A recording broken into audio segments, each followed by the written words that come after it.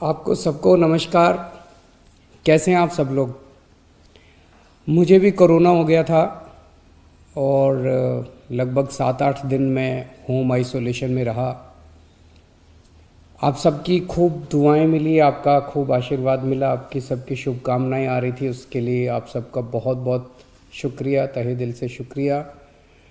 मुझे लगभग 2 दिन बुखार रहा, उसके बाद मैं ठीक था लगातार, लेकिन जो कोविड के प्रोटोकॉल हैं उसके हिसाब से मैं 7-8 दिन होम आइसोलेशन में रहा। अब मैं वापस आप सबकी सेवा में हाजिर हूँ। आप सब लोगों की शुभकामनाओं के लिए बहुत बहुत शुक्रिया। लेकिन दिल्ली में जो कोरोना की रफ़्तार बहुत ज़्यादा तेज़ी से बढ़ रही है, उसको लेके मैं हमेशा से चिंतित था। हालांकि मैं होम आइसोलेशन में था, लेकिन फ़ोन के ऊपर मैं लगातार अपने सभी ऑफिसर्स से, चीफ सेक्रेटरी साहब से, हेल्थ मिनिस्टर से, सबसे लगातार संपर्क में था। जो जो इंतज़ाम किए जा रहे हैं और जिस तरह से कोरोना की स्पीड बढ़ रही है उसके ऊपर मैं नज़र रखे हुए था।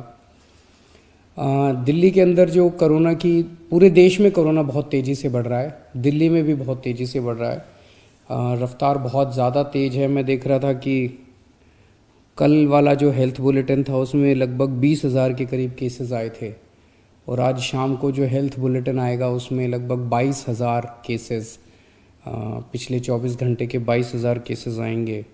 तो डेली बहुत तेज़ी से केसेस बढ़ रहे हैं, जिसको जो एक चिंता का विषय तो है, लेकिन जैसे मैंने पहले भी बोला था, घबराने की बात नहीं है। जब मैं बोल रहा हूँ घबराने की बात नहीं है, तो मैं सारा डेटा एनालाइज करके बोल रहा हूँ। पिछली जो वेव आई थी अप्रैल मई में, उसमें 7 मई को इतने ही डेली केसेस आते थे, 20,000 के करीब। जैसे अभी 20,000 केसेस आए, कल 20,000 cases per day daily cases आए। 7 मई को भी 20,000 केसेस आए थे पिछली वेव में, लेकिन 7 मई को 341 मौतें हुई थी। 341 मौतें। लेकिन कल जब 20,000 केसेस आए हैं तो 7 मौत हुई हैं। एक भी नहीं होनी चाहिए, लेकिन कंपैरिजन में केवल 7 मौत हुई हैं। 7 मई को जब 20,000 केसेस आए थे तो लगभग 20,000 बेड्स दिल्ली में भरे हुए थे, लेकिन कल जब 20,000 केसेस आए हैं तो लगभग 1,500 बेड केवल दिल्ली में भरे हुए हैं। तो उस तरह से इस वेव के दौरान डेथ भी काफ़ी कम हो रही हैं और लोगों को अस्पताल जाने की भी काफ़ी कम ज़रूरत पड़ रही है। ये डेटा मैंने आपको इसलिए नहीं बताया कि इसलिए अब हम मास्क पहनना बंद कर देंगे और गैर जिम्मेदार हो जाएंगे। ये डेटा मैंने आपको इसलिए बताया कि पैनिक करने की कोई ज़रूरत नहीं है, घबराने की कोई ज़रूरत नहीं है, डरने की कोई ज़रूरत नहीं है, लेकिन जिम्मेदारी के साथ काम लेने की ज़रूरत है। जो मैं बार बार बोल रहा हूँ कि मास्क पहनना सबसे ज़रूरी है। मास्क पहनना सबसे ज़रूरी है। कई लोग मेरे से प्रश्न पूछ रहे हैं, लॉकडाउन लगेगा? हम लॉकडाउन नहीं लगाना चाहते। लॉकडाउन नहीं लगेगा अगर आप मास्क पहनोगे तो।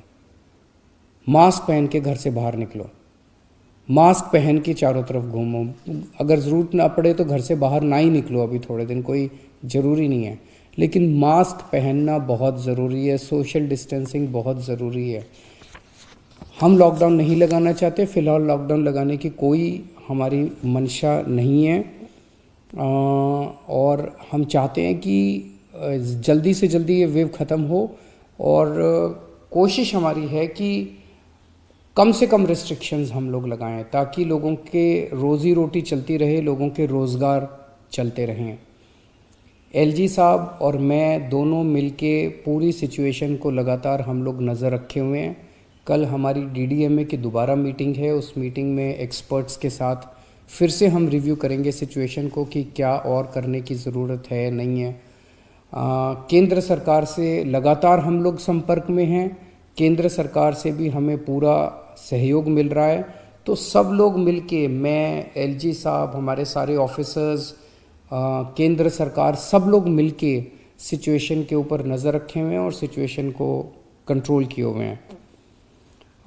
पहले भी हम सब दिल्ली वासियों ने मिलके कोरोना की इतनी बड़ी इतनी खतरनाक लहर थी जो अप्रैल वाली थी, उसको हमने पार पा लिया, तो इस लहर को भी हम लोग पार पा लेंगे।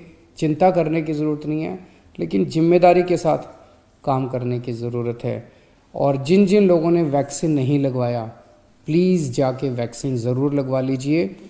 वैक्सीन लगाने से मतलब ये नहीं है कि कोरोना नहीं होगा, लेकिन कोरोना अगर हुआ तो आपको कम माइल्ड कोरोना होगा, आपकी जान को खतरा नहीं होगा, आपको अस्पताल हो सकता है जाने की ज़रूरत ना पड़े। नमस्कार।